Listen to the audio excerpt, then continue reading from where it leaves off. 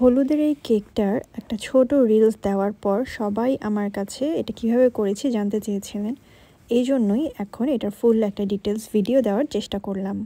টল যে কোনো কেক হলেই সবসময় চেষ্টা করবেন ভিতরে কোনো সাপোর্ট দেওয়ার, হোক সেটা স্টিক হোক সেটা পাইপ, এই জাতীয় কিছু দেওয়ার।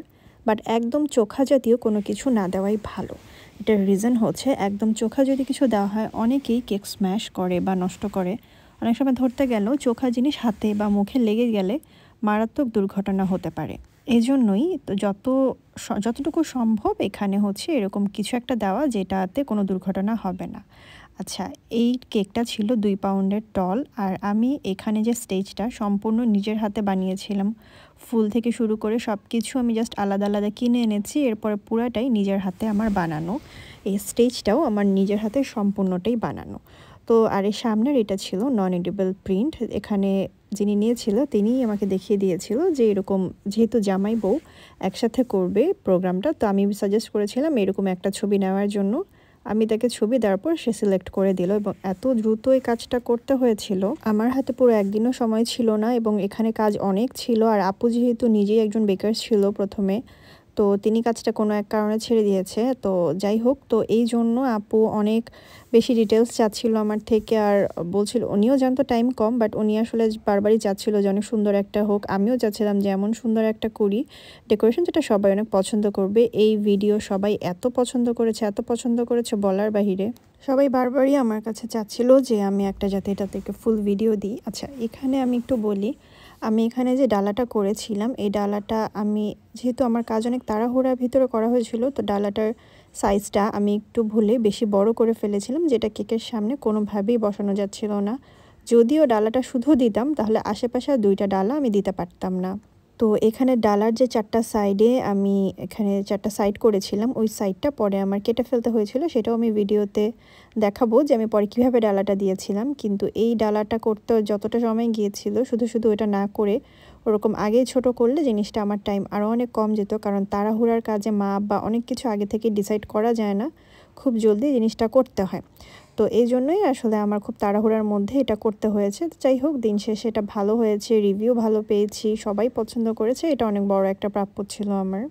আপু বলেছিল যে এরকম ড্রেস, সামনে ভাইয়ার ড্রেস, আপুর পাঞ্জাবি, ভাইয়া যেহেতু সাদার মধ্যে কিছু একটা নিবে, বা আপুর এরকম পিঙ্ক ইয়েলো, তো এই জন্য পিঙ্ক একটা শাড়ি করেছিলাম।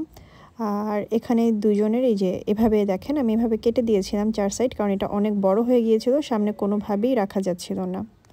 তো তাড়াতাড়ি কাটছাট সব করে এটা উপরে সেট করে দিলাম, এবং এখানে 2টাই ডালার মধ্যে মিষ্টি ছিল একটাতে, পান ছিল একটাতে, আর এই ব্রাইড অ্যান্ড গ্রুমের ড্রেস ছিল। এই এই এতটুকুই ছিল। আপু বলেছিল যে অনেক কিছু সামনে দিতে না, আর অবশ্য জায়গাও ছিল না এত কিছু, আসলে জায়গাও করতে হয়, যেটা পসিবল ছিল না এত কিছু একসাথে করার। সামনের এগুলো সব কিছুই ফন্ডেন্টের মেক করা ছিল, এগুলো নিজের হাতে ফ্রি হ্যান্ডে সব করা ছিল। এগুলো তো কাটার হয় না তেমন একটা, সেগুলো ফ্রি হ্যান্ডে করা। এখানে আমি আর আমার বোন ডিসাইড করছিলাম যে এটা কোথায় কি দিব, কোনটা বসালে ভালো হবে, কোনটা বা কোন জায়গাটায় ভালো লাগবে। সব কিছু আসলে বানালেই হয় না, একটা সেট করা বা একটা সৌন্দর্যও আছে।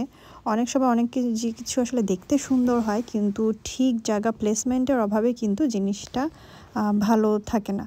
সো এই জন্য আর কি লাস্টে এখানে একটু ফ্লাওয়ার দিয়ে দিলাম যাতে সুন্দর লাগে। তো 2 সাইডে এখানে ভালো মতো করে ফ্লাওয়ার দিয়ে দিলাম। এখানে গোল্ড লিফও একটু একটু ছিটিয়ে দিচ্ছিলাম যাতে জিনিসটা ভালো লাগে দেখতে, একদম খালি খালি না লাগে।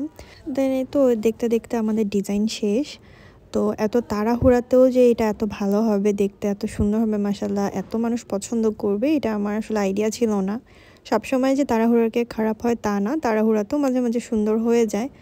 তারপর আমি বলবো টাইম নিয়ে যে কোনো কাজ বা কেক এগুলো করা ভালো, কারণ এসব জিনিস যত টাইম নিয়ে করা যায় তত জিনিসটা সুন্দর হয়।